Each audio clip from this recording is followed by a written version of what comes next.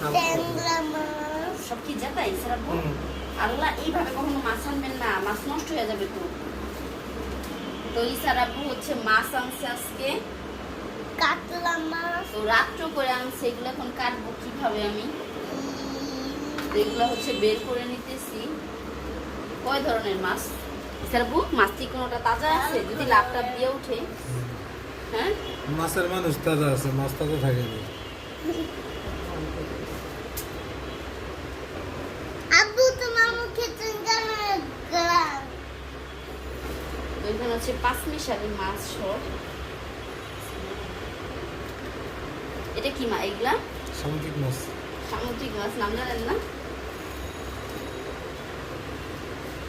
ভালো লাগে, আমি আসলাম একটা কাজে, আমি এখানে খাবো। এই তো এখানে পোয়া আছে, আমি বের করতেছি প্রত্যেকটা করে সব। এই মাছের এই তো একটা বিশাল বড় একটা মাছ। কি মাছটা বের করতেছি আপনারা গেস করেন।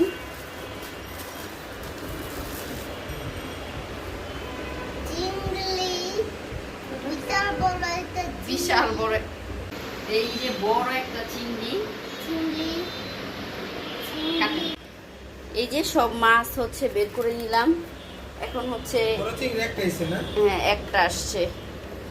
এখন হচ্ছে আমার কামলা দিতে হবে এগুলার পিছনে। এই যে এই চিংড়ির পা গুলা হচ্ছে অনেক বেশি টেস্টি। এই বড় চিংড়ি কিন্তু আমি এই ফার্স্ট দেখি নাই, এইরকম অনেকবার দেখছি চিংড়ি। তার কারণ হচ্ছে আমার আব্বু এরকম বড় বড় চিংড়ি কিনতো সব সময়। না না আর এগুলার না, না। হ্যাঁ এগুলার পা গুলা অনেক বেশি মজা। এখন হচ্ছে মাছগুলা কেটে নেই আমি। কয়টা যে বাজবে আজকে আমার এই মাছগুলা কাটতে কাটতেই। তো একটা মাছ হচ্ছে ভাজতেছি। যে মাছগুলো আনলো ইসারাব্বু ওটার মধ্যে একটাই ছিল, ঝাটকা বলে, এটার ঝাটকা বলে।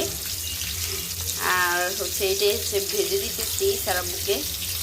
এটার মধ্যে তো অনেক কাটা, আমি এবারে তো কাটাটা খাইতে পারি না। ইসারাব্বুর পছন্দ।